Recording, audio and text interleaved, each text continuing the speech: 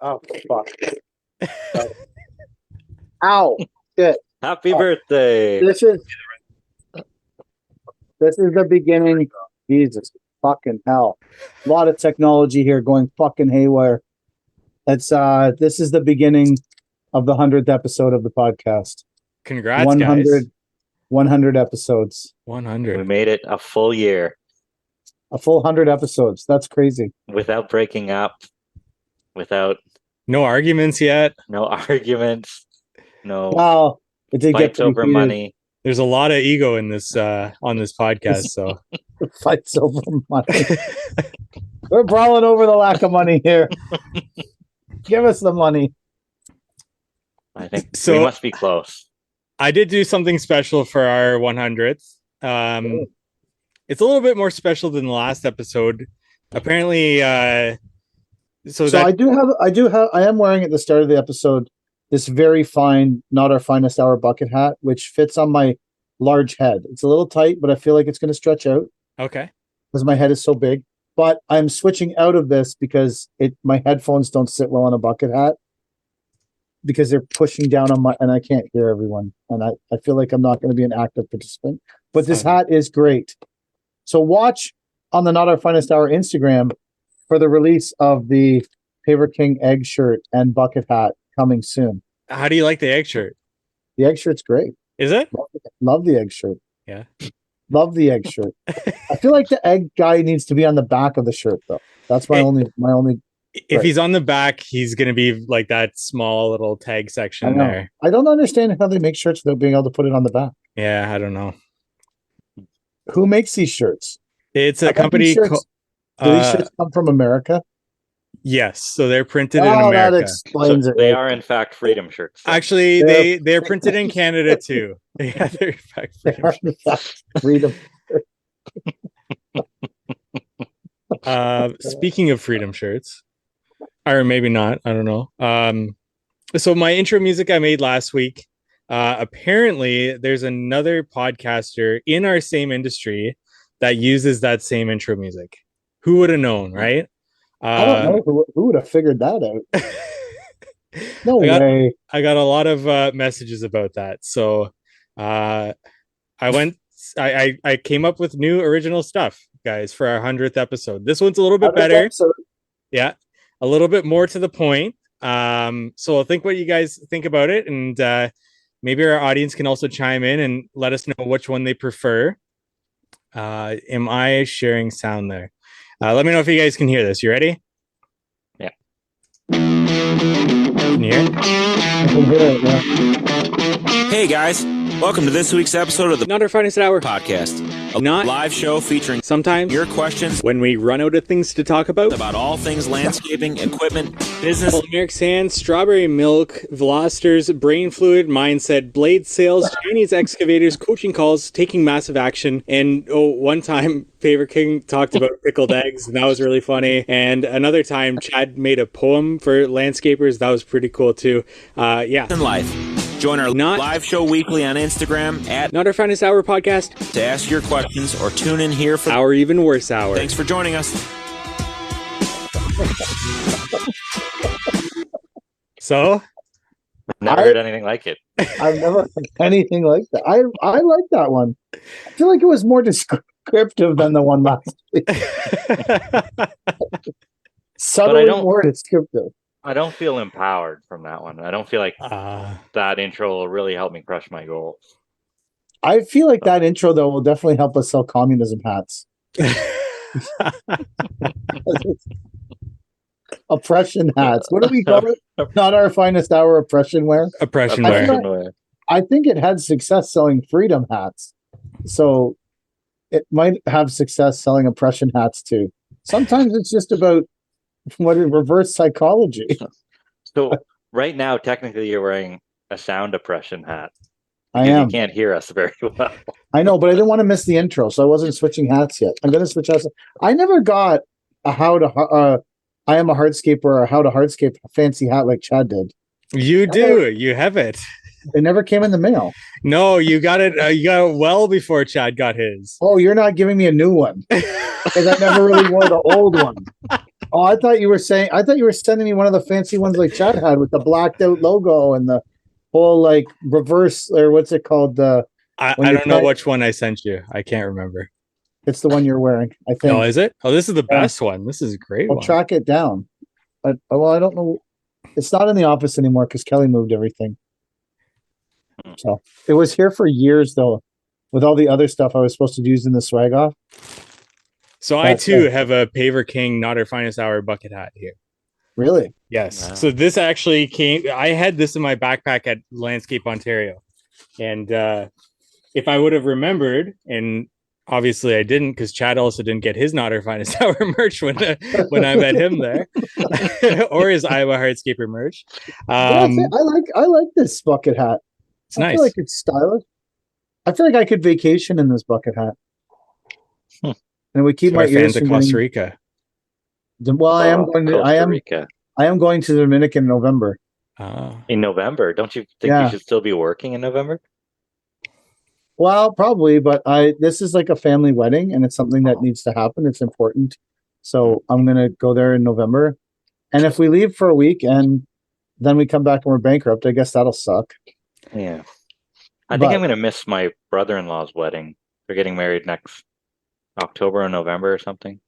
And you're not going because that's money-making season. Like I'll stay home and work so my family can afford to go, but I don't think I'll be joining them. Are you trying to say you're a better person than me? Absolutely not. Because I'm leaving? You trying to say that I'm lazy fucking pig? No. Because I'm going to the family wedding, but you're going to stay home and work because you're a hero? I'm a hero. I'm staying home to work. Well, fat, lazy Paver King fucking far from a hero.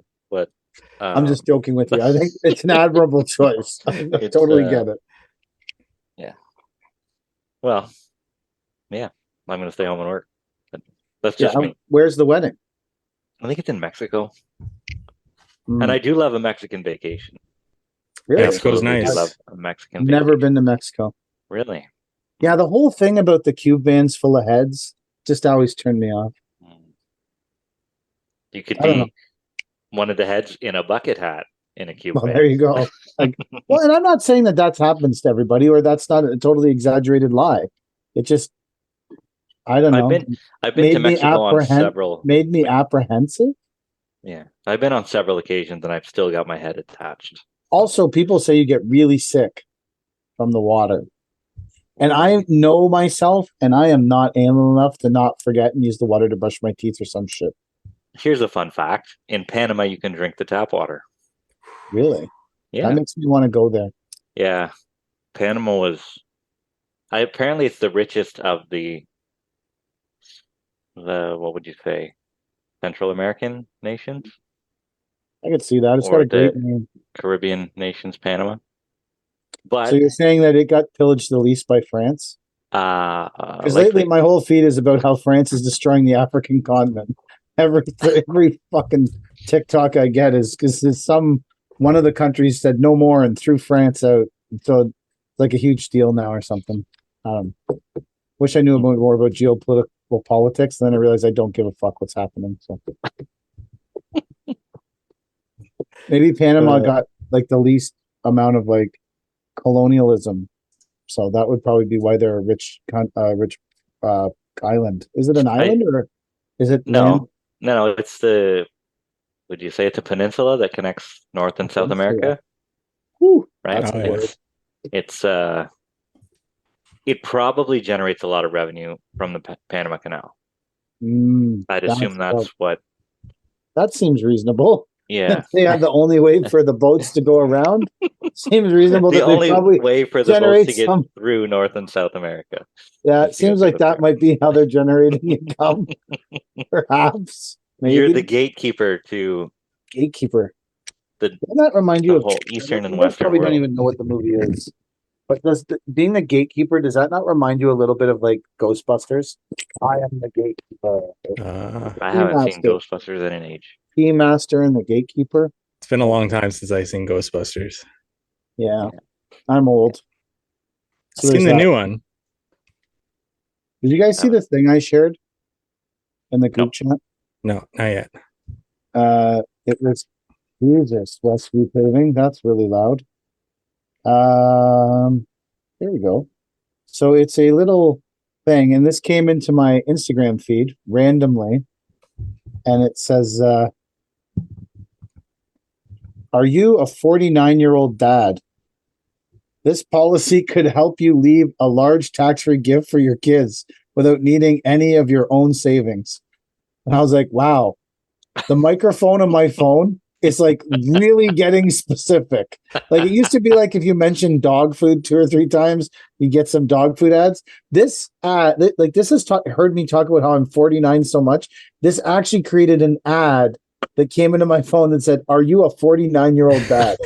Like the ad literally says that. I'm like, wow, that's my cell phone is really listening to me. Like that is really fucked up. So it makes me a little bit scared that cell phones are listening to me that in depth. That's excessive. Creating an ad literally for 49-year-old men.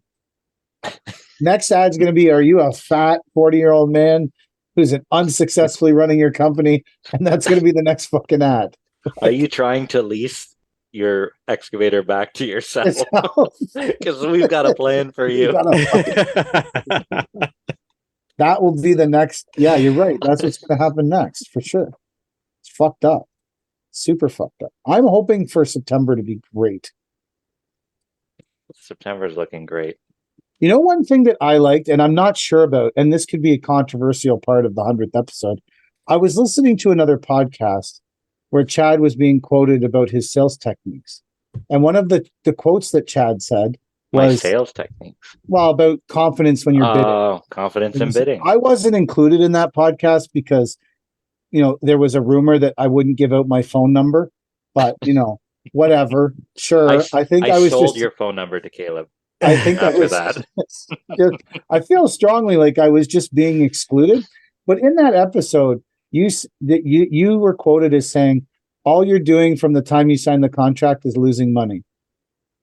And I think if we were to go through all 100 episodes, I think that quote might have come from me.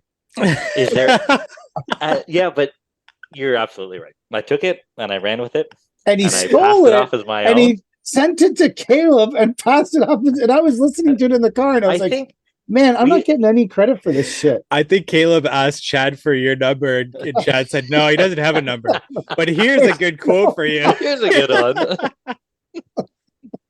Here's a quote for you because Andy sent in one of my quotes too. You can't shovel your way to a good price or one of those ones. And I was like, man, but no one would ever dare contact me.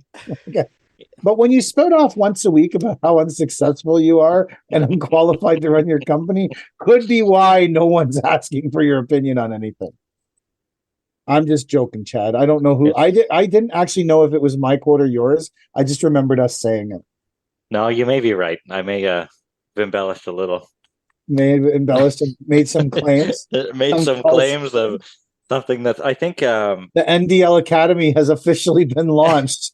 Everything that we talk about here is public domain. So that's true. I agree. If anything I offer up seems to be of any value to anybody, feel free to pass it off as your own, and I won't be offended. Well, I wasn't offended. I thought it was funny. I was just I was laughing in my car listening to the Kid Contractor podcast, laughing, going, pretty sure that's my line. Pretty sure I said that, but I'm not 100% confident, but I've clearly been cut out of this episode by Caleb. So you may have said it, but I prove it all the time. Everyone proves it. Yeah. On every job. It's a mad dash as soon as that job starts. Yes. We've got a few of them coming up. Where you're trying to figure out if you can get it completed with staying in the positive. Oh yeah. Oh yeah. Every job's a challenge, man. Doesn't matter what you're doing. Every day, every job, everything you're doing. This is fucking hardest way in the world to make a living. It's gotta be. I went to a site meeting today, but a job that we did last year, and we hydroseeded this spring, and they're upset because they think we sprayed the wrong seed mix because it's full of weeds. And I said, well, everything around here is full of weeds. And the project coordinator said, well, this roundabout is a focal point, and we sort of really wanted to see grass. I said, then you should have got sod. Yeah. I said, what are you doing to maintain this? They said, well, nothing, but we still want to see grass. I said, okay. And I walked up to the I walked up to the swales, and there is in fact grass growing, but it's overshadowed by the 2 foot tall weeds. Right. So anyway, we're going back and forth. So what's the conclusion of this? Well, at first they wanted to rip it all out with an excavator and re-topsoil and sod. And I said, if you do that, it's going to look the exact same in a year. If you don't maintain it. If you don't maintain it. Right? Yeah. So anyway, I'm going to cut it I'm going to whipper snip the whole thing one time. We're going to put down a little more topsoil, and we're going to hydroseed again. And we're going to say we did our part. Now it's up to you guys. And we'll see how that flies. Are you getting paid for that? No, absolutely not. Could you imagine? But there's an extra on the job to topsoil and grass seed an entire other spot. After it didn't work the first time, right? So let's do the same thing again and have no one maintain it. And, where is this that no one's maintaining it?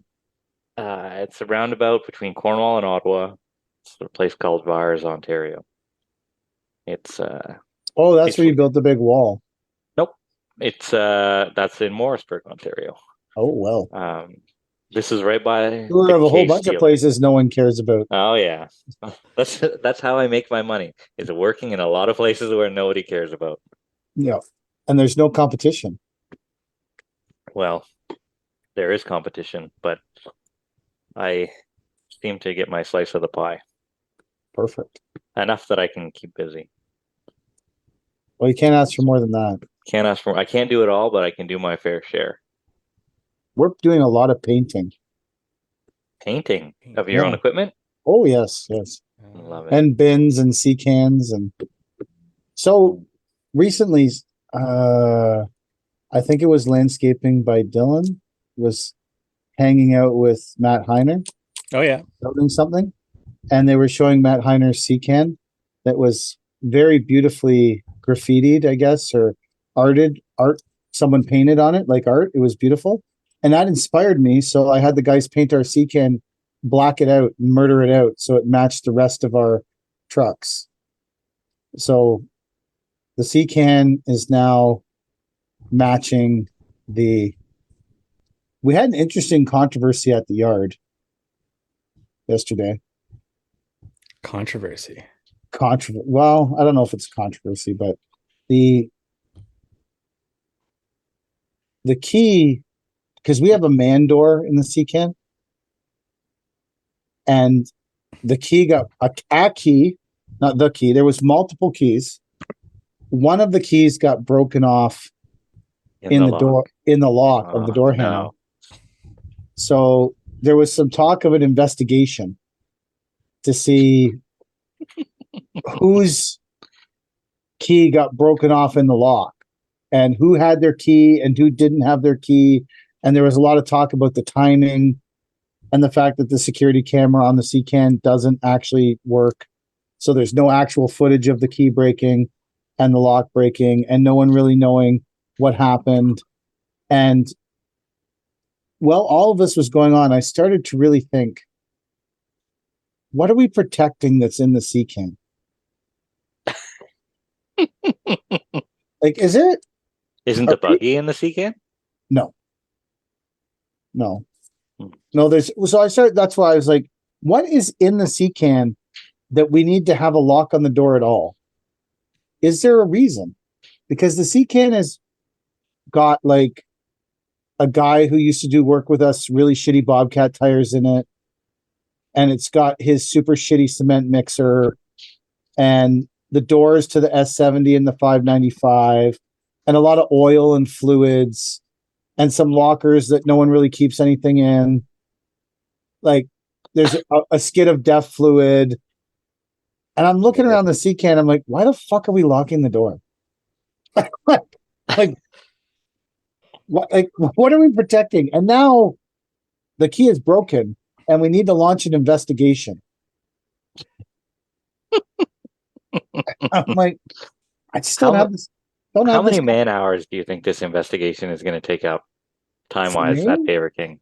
Yeah. Oh, it's taken up a few. Is it your time? There was some phone calls about it. I had to make quite a few phone calls. I'd say I spent at least 2.5 hours on the phone discussing today with different people the broken key and the potential solutions to the broken key problem. The whole time thinking to myself, I don't even know why we locked the CCAN. Because if the most valuable thing in the CCAN is probably the door to the 595, if someone was to tromp through the farmer's field, open the CCAN that was unlocked, go in there in the dark and identify a 595 door and be like, that thing's worth a motherfucking $2,000, bitches.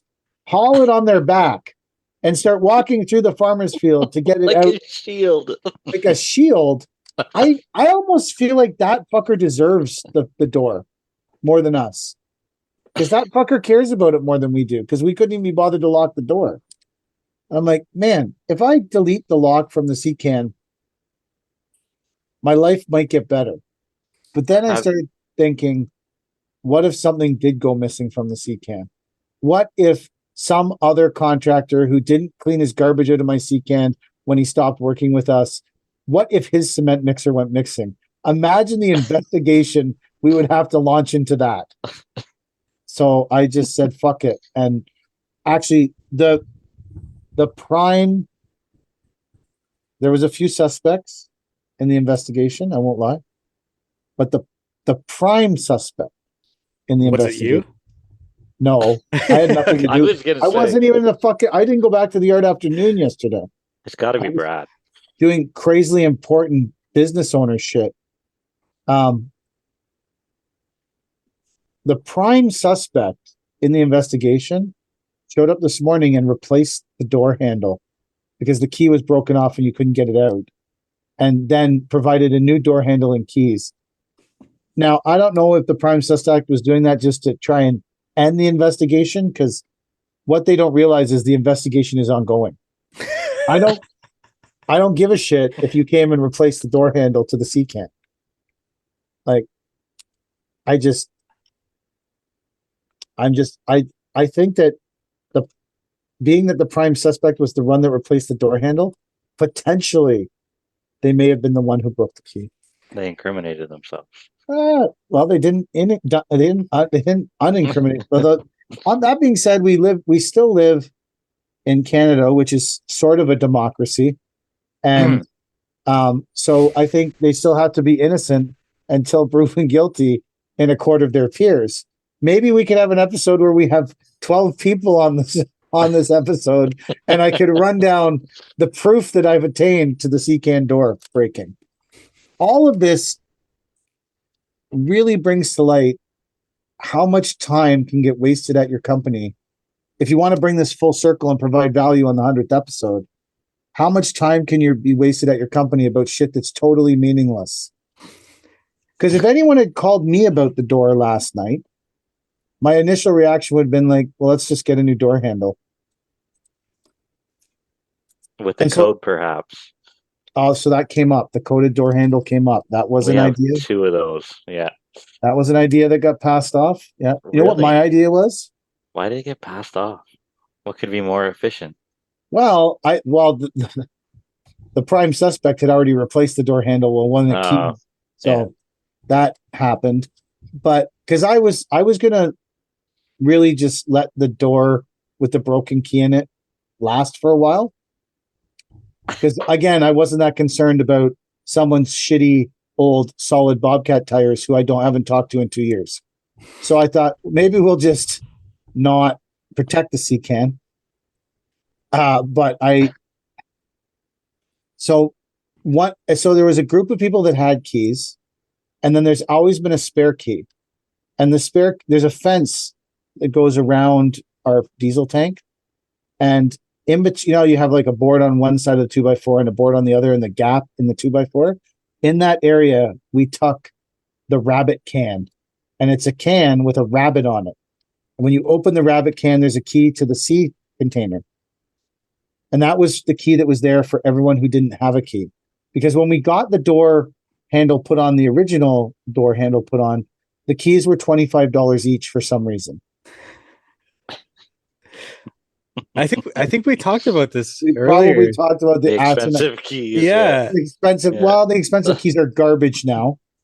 So we have always had one of those keys in the rabbit container. So the new solution is, I took all this. There was the door came. The new handle came with 4 keys. 1 key is in the rabbit container for the group to share.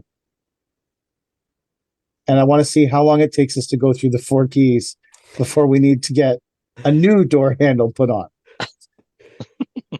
Well, and one of the guys at the yard, to his credit, put a bucket where the doors, because what happens is the door does not have a chain on it, so it flies in the wind and slams against the sea can.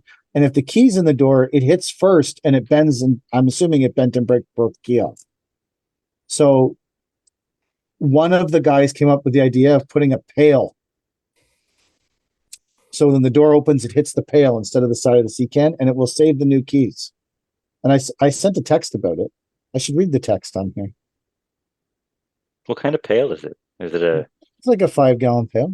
an edging pail? I Or think is it's a perma edge pail. I'm it's pretty not sure a- it's I'm pretty sure it's a perma edge pail. resin joint is- compound pail? It's not. No, it is not a resin. I'm pretty sure, like if I had to guess, it's definitely a. So this is I said, the broken key issue has been solved. The key to the sea can is located in the rabbit box in the fence. Also, Kyle installed a pail to keep the door from hitting the sea can. Please leave it in place until we have a permanent solution. Because I swear to God, someone's going to be like, "Oh, look, there's a pail there," and move it. So So that's what I did today. just to point out, Sure, shoot. you just told how many people, how many listeners do we have? 400 or so per episode? We got about 12. Where the spare key is. 12.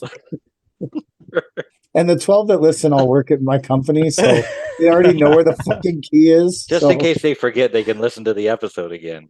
they could. Well, that's all. Maybe we could put this on. I'll send it out to them. We'll drop this. This is where the key to the sea can is. Yeah. The reality is, though, I feel like as an owner of a business, you can get caught up in inane small shit that's totally meaningless to the business. If that's the lesson that everyone can learn from me today,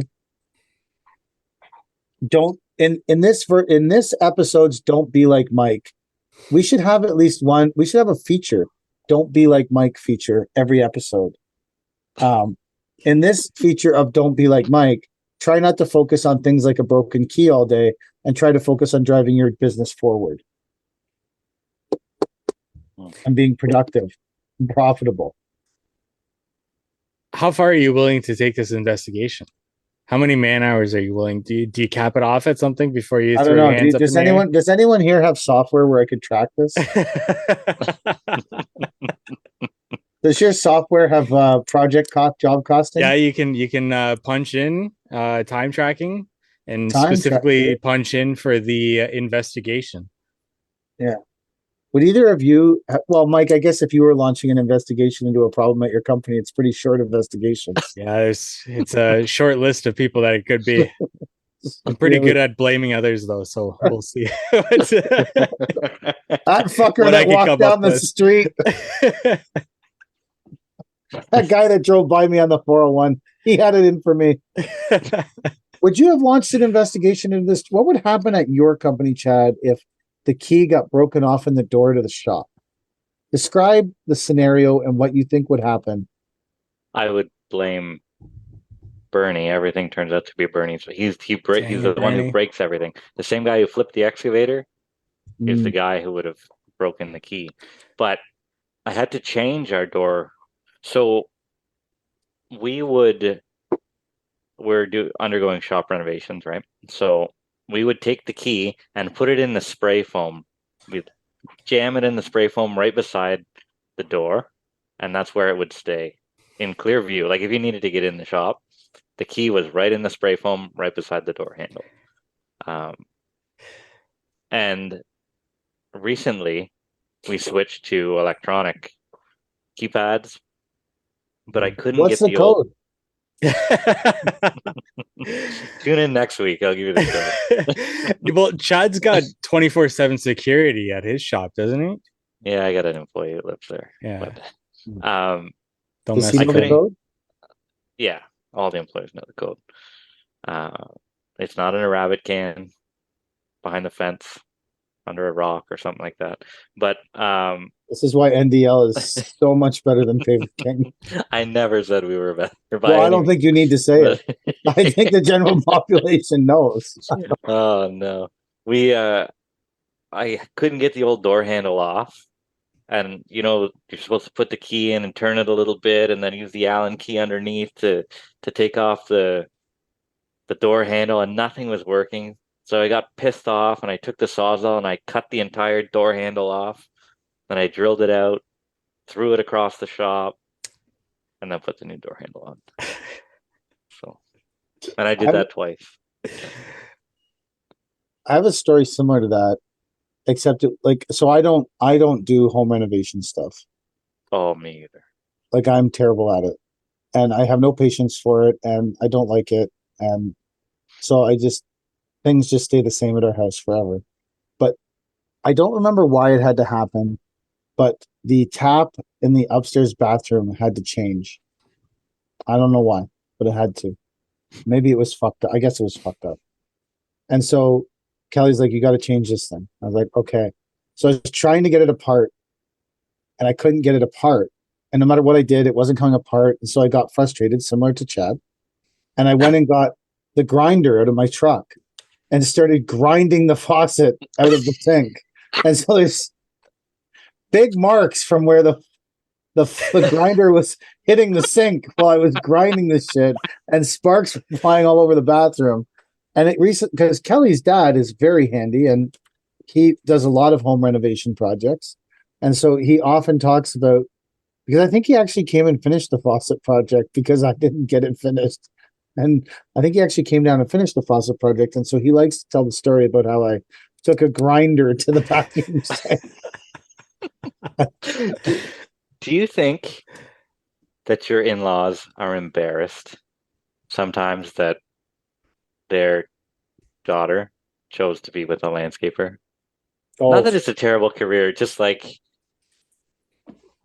I feel like as far as career paths go, The stigma. you want your The child stigma. to marry a doctor or a lawyer or something, and they end up with a fucking landscaper that takes a grinder to the faucet in the bathroom. Not to say some of us aren't handy, but I can see. Well, I myself think a doing lot of that. landscapers are really handy. I'm just not. Yeah. I'm not. So I just don't like doing those things. When my father-in-law introduces me to anybody or talks about me, and he's told me this before, he goes, "My son-in-law is a landscaper, but he's not one of those landscapers. He's a really good landscaper, right? You have to qualify Oh my God. how good of a landscaper you are because there's so many shitty landscapers, right? He does big stuff. It doesn't matter. He doesn't cut grass. Yeah. Not that that's any worse. Well, I don't know. right? I Like don't know that there's any difference. If you love cutting grass, cut the fuck out of it. Absolutely. I as don't. long as you're happy getting up and doing what you do, as long as you're working, is my biggest thing. If you're happy, who cares? I think it's like. I think it's. I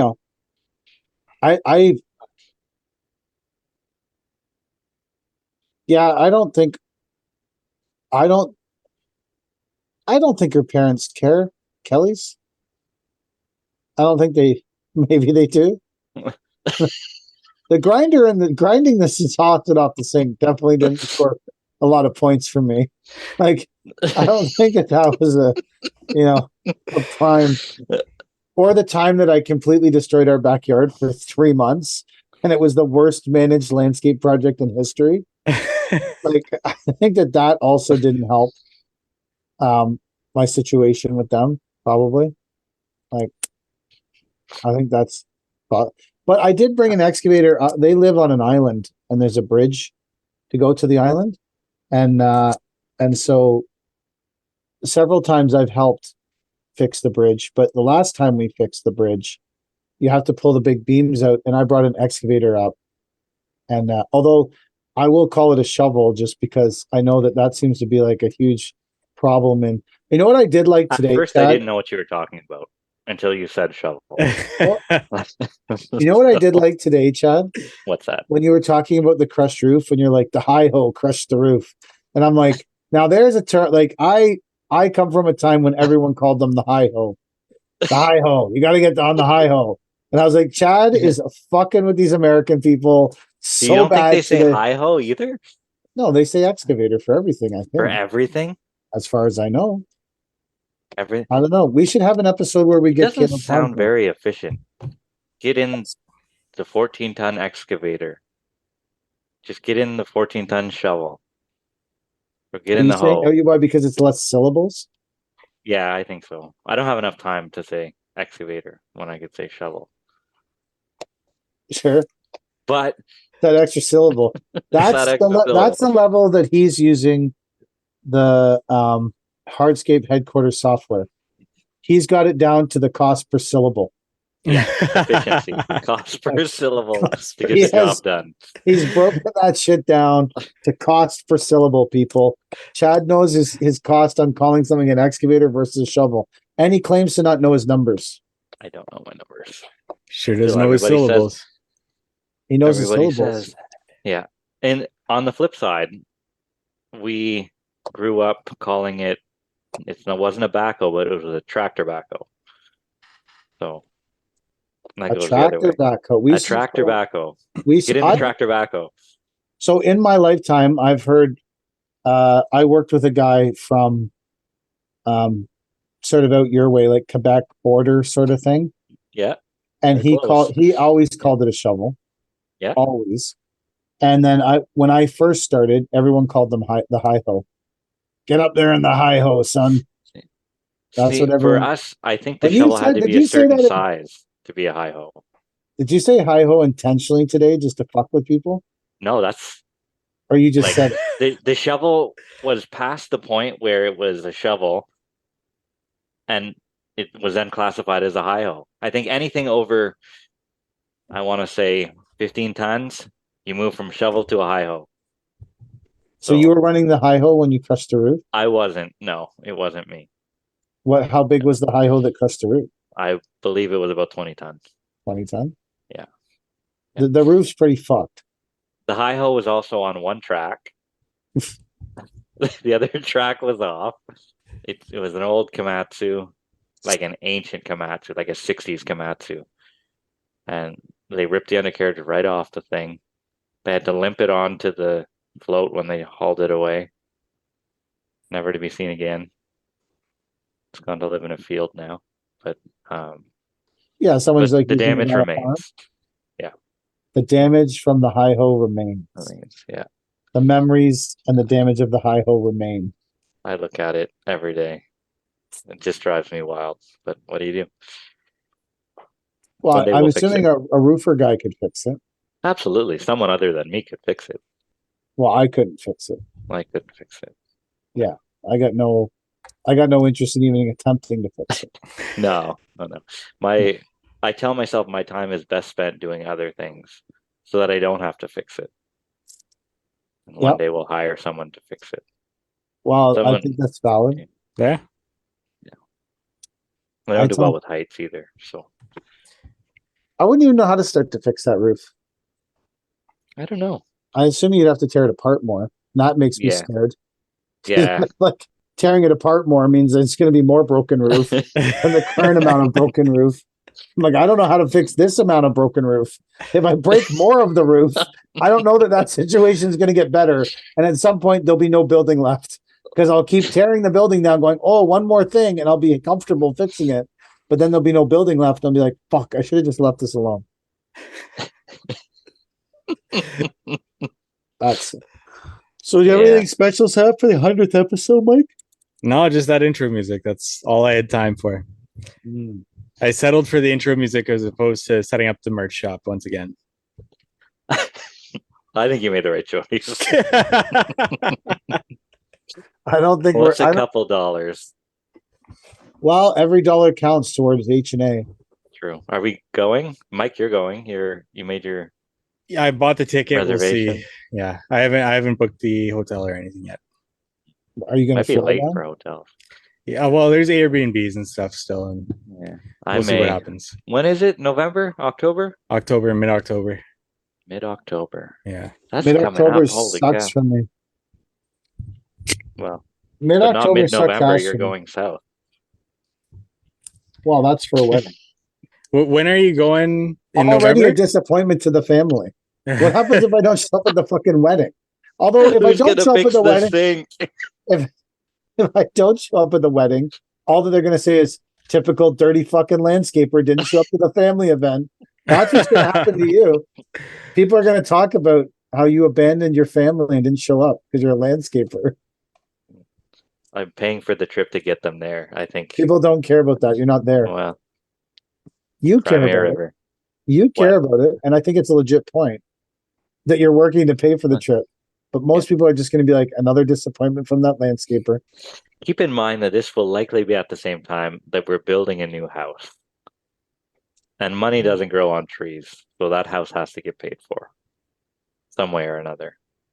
Yeah. So, Sure. you know, as much as I'd love to be there, How long is There. the trip?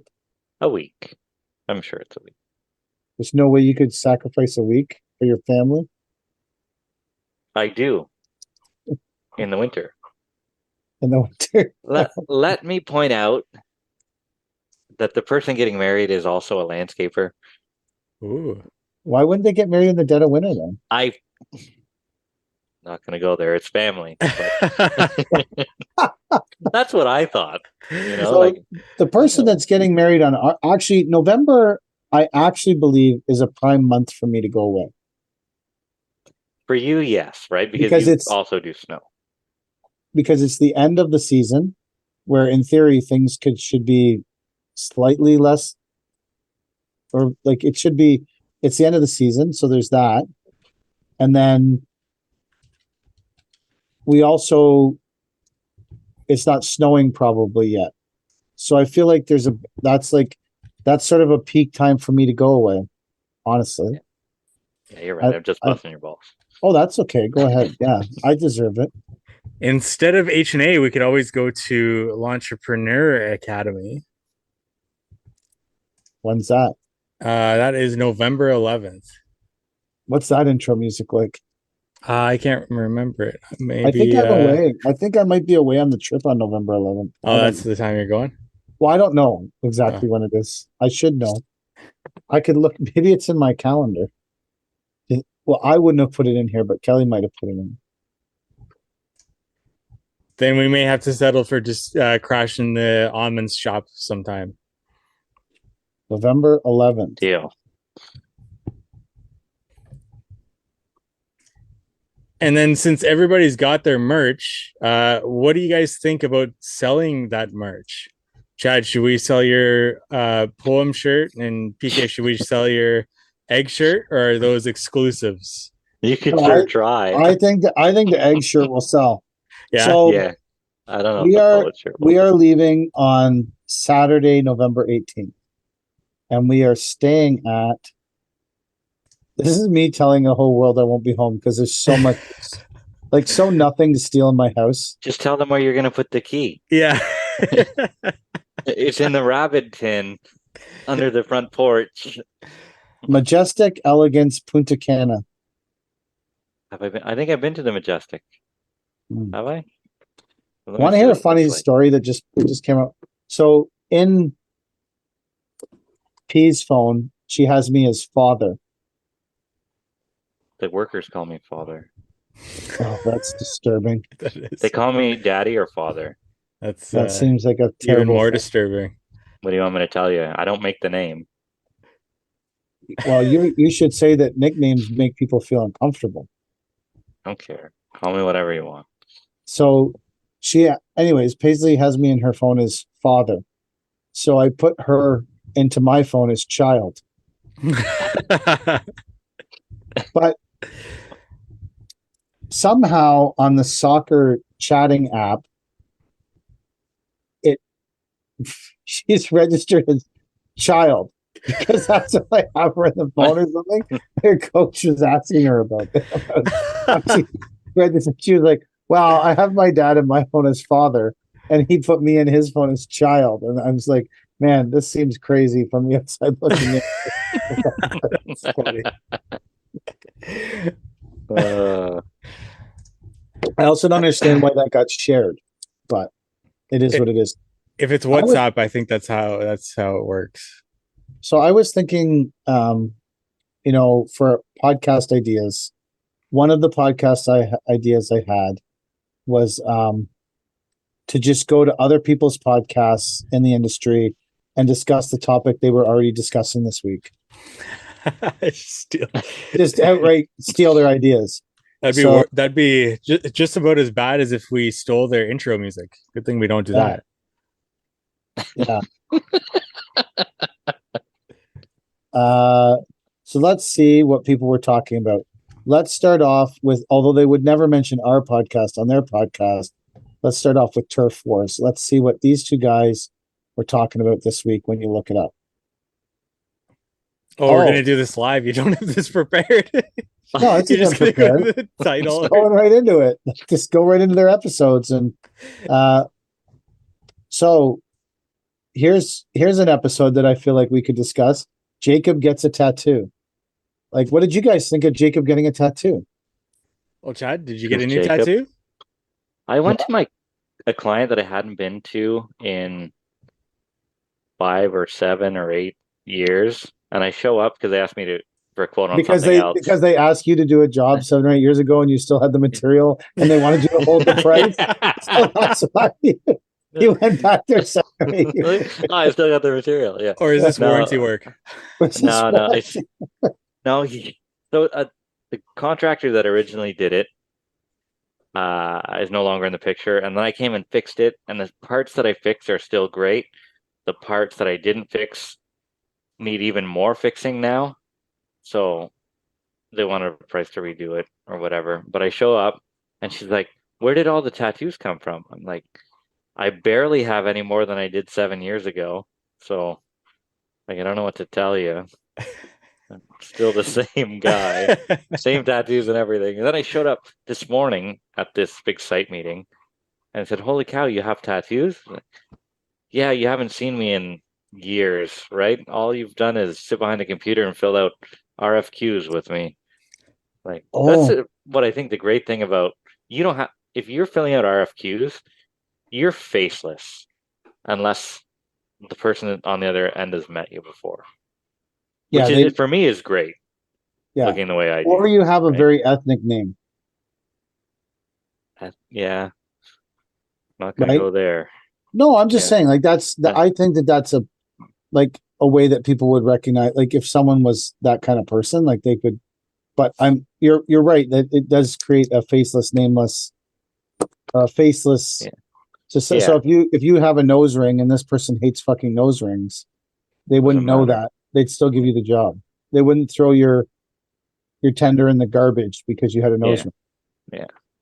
So. Surprise, here I am, full of tattoos. Yeah. Here to do your landscape job. And I fucked up your hydro seed, and look at all those weeds. No, I didn't fuck it up. I know you didn't. Hydro seed sucks.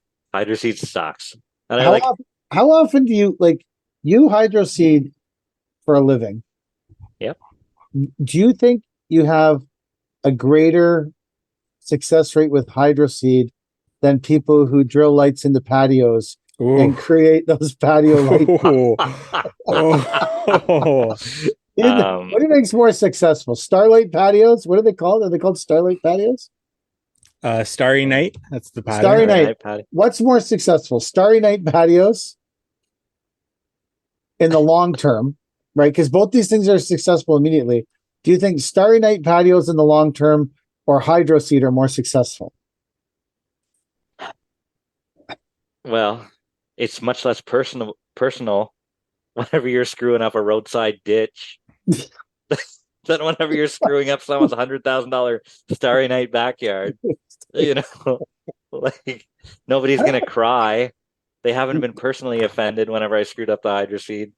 Well, I don't think you screwed it up though. I just don't think I think that it's a product that you get what you paid for. I think that it's a low cost way for grass to grow eventually. Yeah, absolutely. Like I think it's actually a really good product. It's just, in my experience, landscape architects treat it like they're laying sod. Yeah, absolutely. Yeah. And it's been years and years of trying to aggressively massage the fact that you're not getting sod into the client, right? Yeah. Like into the township or whatever. Like, you asked for this, I delivered, I gave you your spec, the seed that you asked for, and just because there's some weeds in it, you can have a cow now. Like I feel like uh, people think that weeds are like this. Like if you're doing something, you're eliminating weeds. Like it just, I don't think that's true. Okay. Next, Fullerton Unfiltered podcast. You root ready? density. No. Let's see what so this podcast was launched 1 day ago, episode 549. The sky's the limit. So where do we go from here? This is a strangely appropriate topic for a 100th episode. You know, like, way to go, Brian Fullerton, for bringing a great topic to our podcast. I feel like no one else's podcast does this kind of really. I know. So the sky's the limit. Where do we go from here, Mike?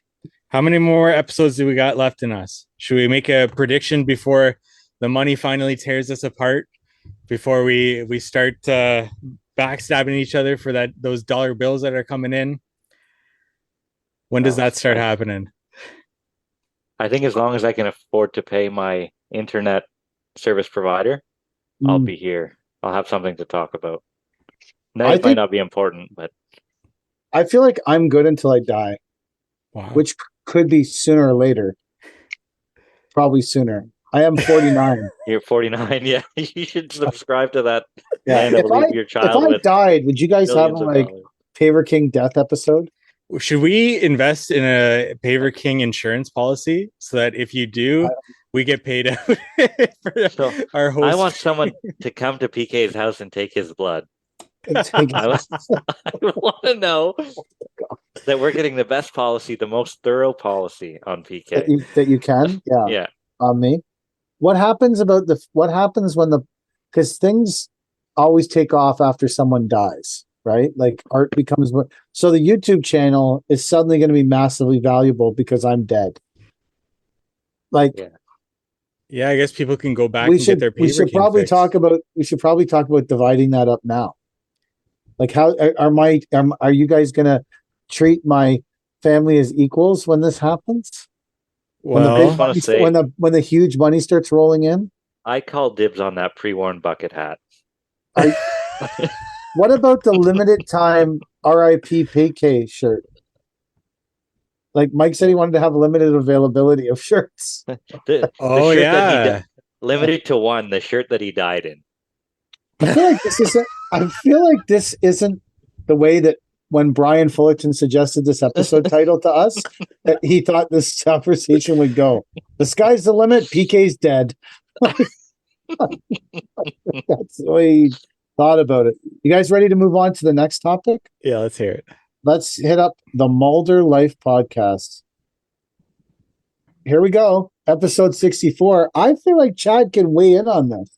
Way to go, Andy. Love it. How do I justify owning a $220,000 excavator when we don't use it all the time? American or Canadian? Funds. Are they? I'm assuming it's American because he's an American. I don't own a shovel that's worth that much. This is the Freedom excavator. So it's no, but I mean, if you like, what's your 8-ton worth brand new with the tilt rotator on it? Because obviously Andy's doing that with tilt rotator on it. It's $170,000 excavator. What's the tilt rotator worth for it? No, it's $150,000 excavator. Not anymore, bro. Not anymore, eh? Like, no. I've heard that someone tried to buy one and they're like 180 grand. I'm like, I just picked one up a couple months ago for 145. It's like, I think $169. Holy shit! Did I ever get in at the right time? I paid 145. The tilt rotator was, and the buckets, I think another 45 grand on top of that. So So you got $190. $180 in it. How do you justify having $180,000 in an excavator you don't use all the time? Well, first off, the best thing is not knowing your numbers because you don't know when you're losing money by not using it. So it doesn't matter as much. You're not losing sleep over not using the excavator I every fucking love this. second day. I think Well, this is I mean, amazing. think of how much No, harder your I'm life agreeing would with you. be Yeah. if you knew your fucking numbers and then you still had this thing sitting there. It would drive you wild. Man, Like, I think can that might have been sleep the at top. night. Maybe this is Andy's topic. Maybe that's why he was talking about this, because he knows his numbers. And maybe that's why I'm going to go back and listen to these episodes of these things and see what they were actually talking about. But So I know that this thing cost me $3,500 a month, taxes in, to own. And I Yeah. know that I probably have about 36 months left. And I know that if I didn't get any more work, I'd probably have to sell the thing. But I know that there's more work coming in, and for the next couple of years, we can at least afford to make the payments on this thing. But the days that we do take it out, it's a performer, right? yeah, but so here's the thing about not knowing your numbers. Like, what's that thing worth with the rope? See, it has a tilt rotator on it, so it definitely ups the value of it. But let's say what are you charging hourly for it if you put it out hourly with an operator? Probably $1.45, maybe. Okay, so you put it out so essentially you're making $14.50 a day. So even when it goes out for you, it's going out for $14.50 a day essentially, because you'd be Mind charged. you, we never. It doesn't go out that way whenever we do it. No, I know, but it's in theory, whether it's working for you or it's working for someone else, it's working for $145 an hour. Yeah. I know you don't price things that way. I know, but I'm just saying, so how many days a month do you think it works on average? 10 days a month. So every month, and how many months do you think you use it for? 8 months of the year. So that machine brings in $116,000 a month, a year. A month, yeah, a year, right? Yeah. So, and then you have it for 30. This is me doing really fast. This is how Paper King does his numbers, so everyone knows. With an operator, though.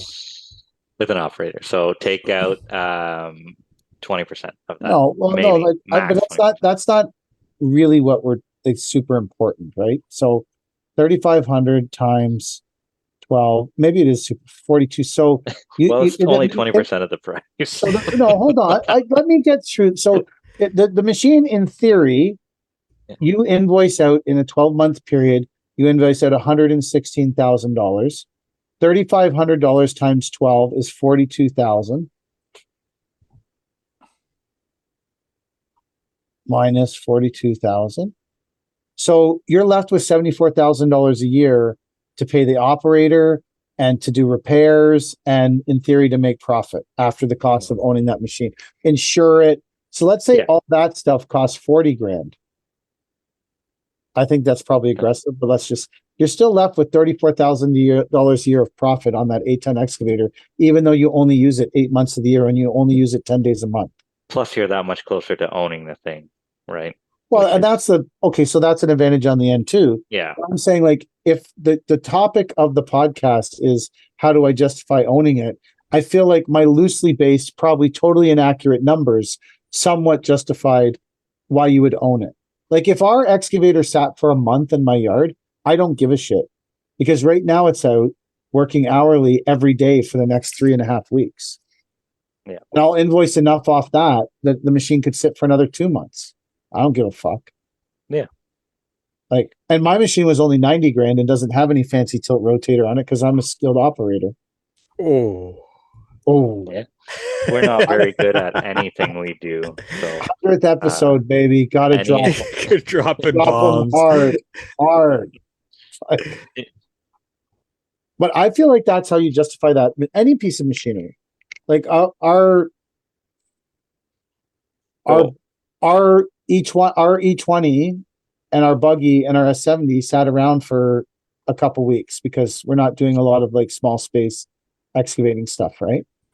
So, but then we went and dug the pool and used them steady for 2 days. If you factor in what we made with having that equipment for those 2 days, you know, it's okay that it sat a little bit. Yeah, it doesn't hurt my feelings when machines sit at the yard for a week at a time. Yeah. Because I know whenever they go out, they are making money. There was a time, even as early as last year, when you couldn't get an excavator, right? Like you couldn't rent one, you couldn't get a skid steer. If you didn't own these things, you were fucked. You couldn't do your job at all. So has that ever come up okay. In your time, Chad and PK, in your career? Has there ever been times like the past couple of years where you couldn't get equipment so readily? I don't remember ever there being a time. I mean, I know if you wanted some specific thing, sometimes you had to order it, but I don't remember there ever being a big time when you. Yeah. Are you guys ready for the next topic? Oh yeah. Yeah.